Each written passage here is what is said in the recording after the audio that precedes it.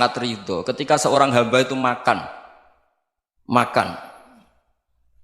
ketika sesuap nasi dia muji Allah, ketika minum seteguk nasi dia muji Allah. Itu kalau orang diridhoni Allah itu wali betul. Itu untuk jadi wali itu gampang, kamu makan ridho, kamu ninjak buminya Allah ridho seneng, kamu hidup keseharian aman seneng.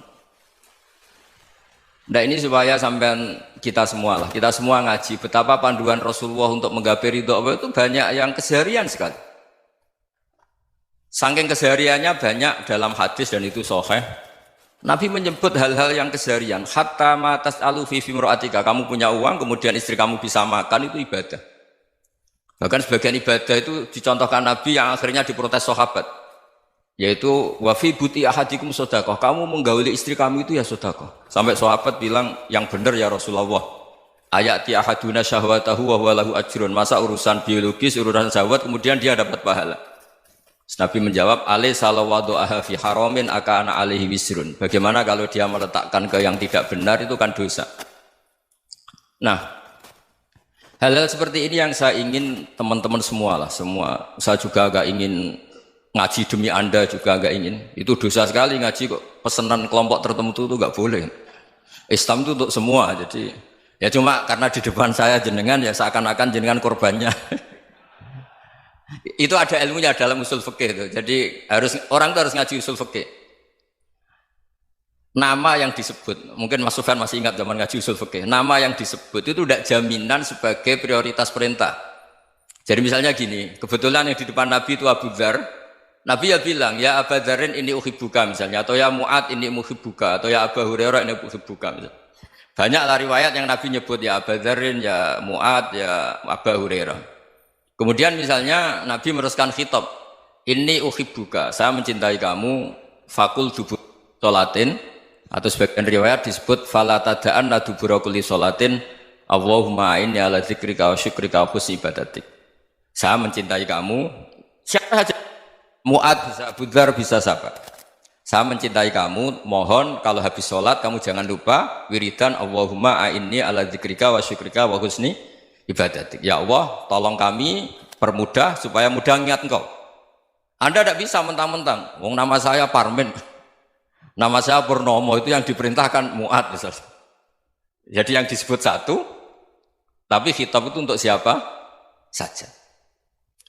Saya teruskan. Jadi saya mohon semua kita melakukan kebaikan itu, kalau dalam kaidah fikih disebut al-yakin la yuzalu bisyak.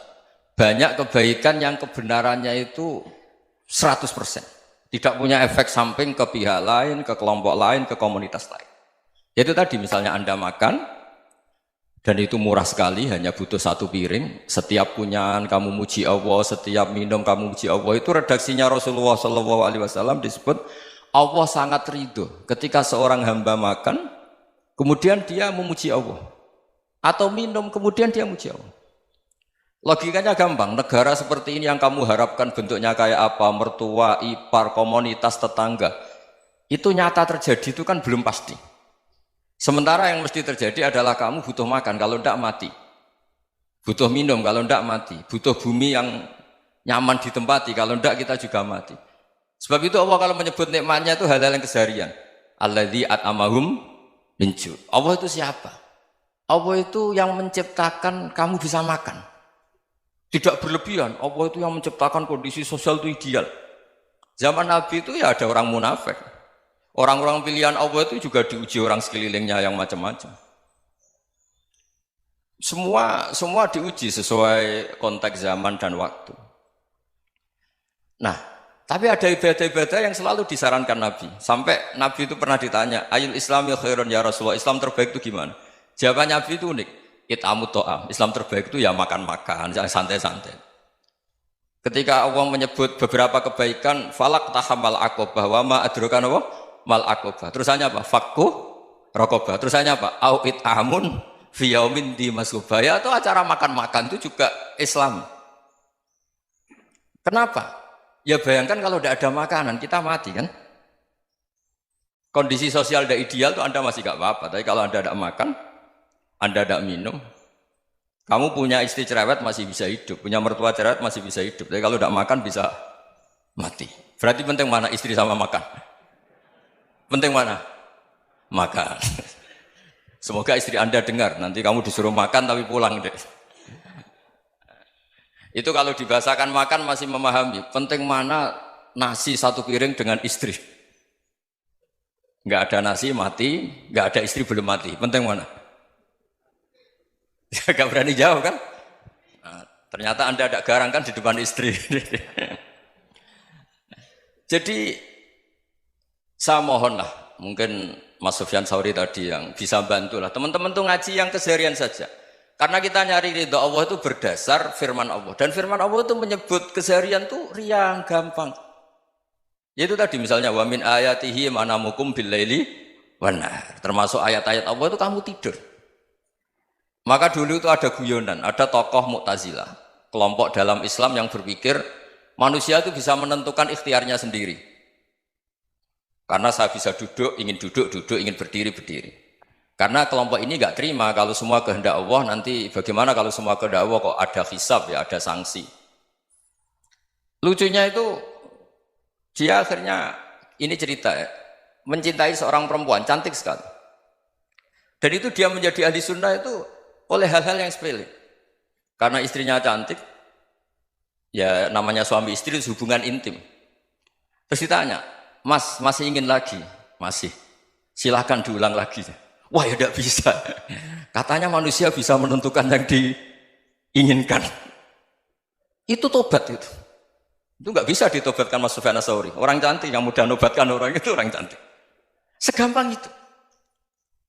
Akhirnya kita tahu, makanya kalau dalam kitab Hikam itu disebut al-aqil mayyakul madza yaf'alu wa hubi wal ghafil mayyakul madza af'al. Orang yang punya akal karena sadar ini wilayah Allah, semua milik Tuhan. Itu dia tiap hari berpikir, besok Allah akan melakukan apa terhadap dunia ini. Kamu merencanakan suatu mau plesir, ternyata gempa. Mau wisata ke Rusia, ternyata perang. Kamu tidak pernah tahu apa yang akan terjadi besok. Wa ma tadri nafsum madza taksibu ghadan. Tapi anda semua kita ini sering punya jadwal permanen. Makanya saya kalau diundang siapa saja, sana takdir. Yang jelas Gus ini acara penting. Ya masih acara penting nak pangeran ngersakno piye? Kok ape dadi pangeran? Kamu kok mau jadi Tuhan? Itu kadang ya kiai. Penting Gus acara ini jenengan harus memastikan bisa. Loh kamu itu yang ngajarin tauhid, sesuatu itu biadillah kok bilang-bilang apa pasti. Kalau saya terus tak tobatkan loh kamu kata saya. Ya kalau gitu Gus bilang insya Allah. Wah itu hati saya, fisik saya, roh saya sudah bilang insya Allah. Tidak usah kamu latih kata saya. Nah hal-hal tauhid keseharian itu gampang sebetulnya.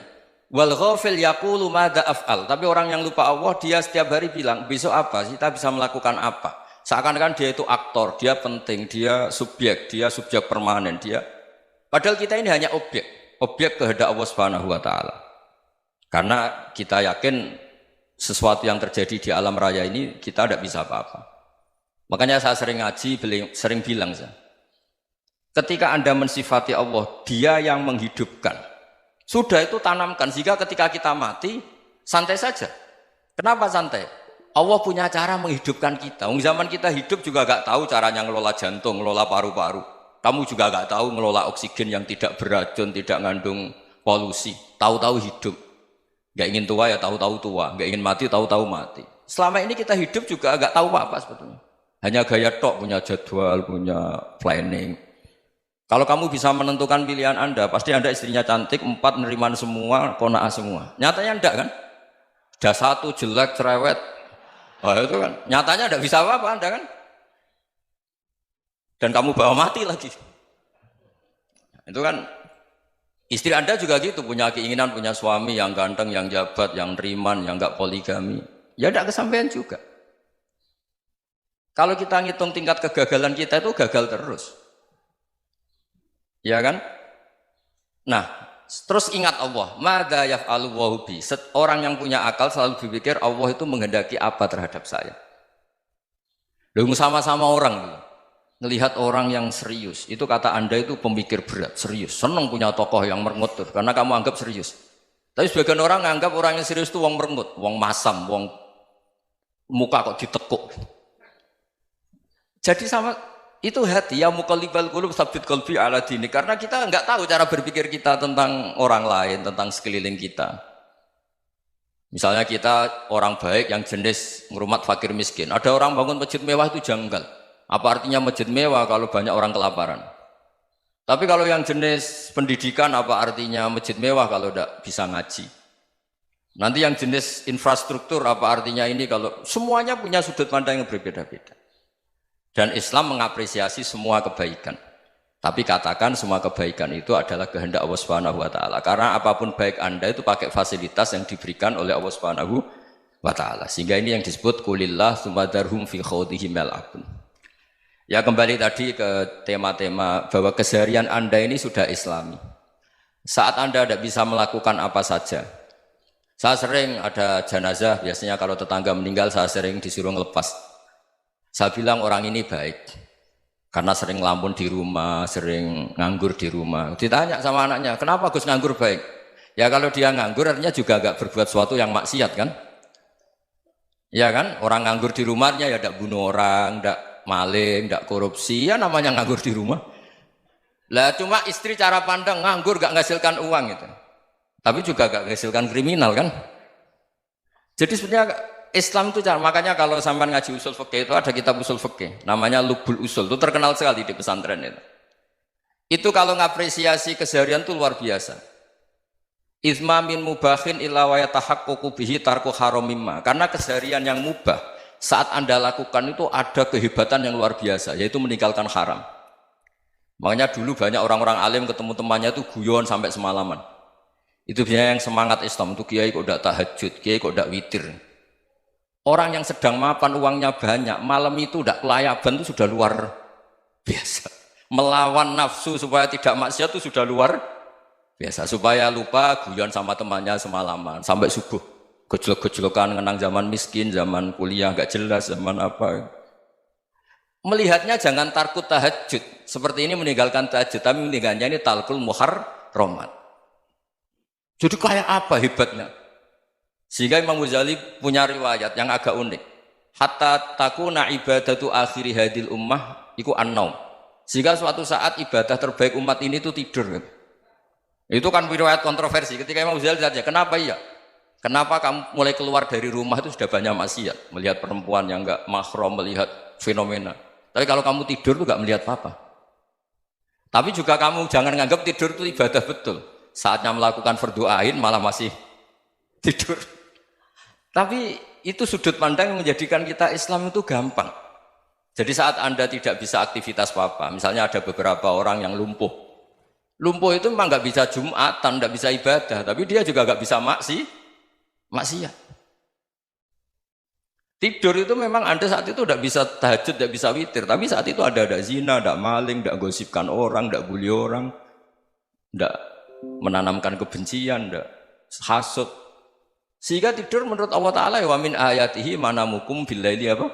Wan-nahar. Karena di tidur itu selain ada unsur istirahat, jaga kestamina, juga ada unsur meninggalkan beberapa keburukan. Nah saya mohon ibadah yang keseharian ini kita jaga. Supaya kita semua baca ayat itu fasih. Fasih itu tertanam di hati. Allah itu siapa?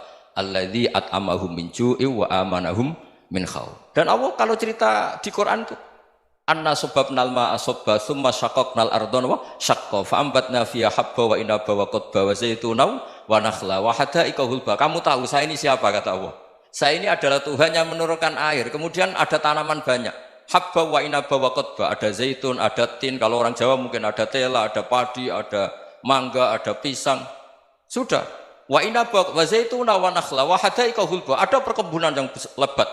Tujuannya apa? Mata Allahkum, silahkan kamu pakai, kamu nikmati. Tapi karena kadang kita ini punya ide-ide besar. Tadi untuk syukur saja nunggu punya istri riman, rumah baik, tetangga baik, komunitas baik, semuanya baik baru syukur. Lama-lama nanti ada di surga, syukurnya nunggu surga paling kelas A. Itu sudah ada yang menghuni Rasulullah, kamu nggak boleh di situ. Masa untuk syukur saja? Repotnya Masya Allah. Jadi mohonlah Quran yang kalau Anda hafalkan juz sama itu kan ada ayat-ayat yang kayak tadi. Ya, fal yang dzuril insanu ila ta'ami. Coba lihat. Apa yang kamu makan ya? Dari mana? Dan untuk mempertahankan hidup kamu keseharian. Jadi jangan kira ibadah itu harus membentuk komunitas yang versi Anda. Ibadah itu harus yang hal yang mulu-mulu. Kesehariannya Anda alami. Loh ini saya tidak bikin-bikin. Saya ngaji bukan karena berdasar pesanan. Itu ayat yang saya bacakan betul ada ayatnya kan. Fal yang dzuril insanu ila tu'ami anna sobabnal ma'a sobba thumma syaqaqnal ardo syaqqa fa ambasna fiha habba wa inaba wa qadba wa zaituna wa nakhla wa hada'iqa ghulba. Terusannya apa? Mata'al lakum, silakan kamu nikmati. Mata itu silakan kamu nikmati. Ya kayak sampean dikasih hidangan ya makan.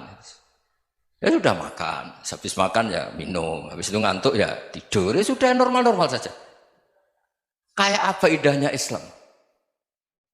Tapi Anda mencari Islam yang gimana lagi? Nah itu yang diajarkan guru-guru kita, diajarkan sanad kita sampai Wali Songo, sampai Rasulullah SAW. Bahwa pada akhirnya ada jihad, ada perang. Itu dulu memang perang, bukan membunuh, beda. Dulu kita dijajah Belanda ya perang, dan itu normal karena kita dijajah. Jadi ketika orang lain ingin baik sama kita, wa in ahadum minal musyrikin astajaroka ya fajirhu hatta yasma'a kalam Allah. Kalau mereka ingin baik ya kita baik. Makanya ada istilah mustakman, mu'ahad. Kalau mereka ingin damai, berdampingan dengan kemajmukan ya itu yang lebih baik. Karena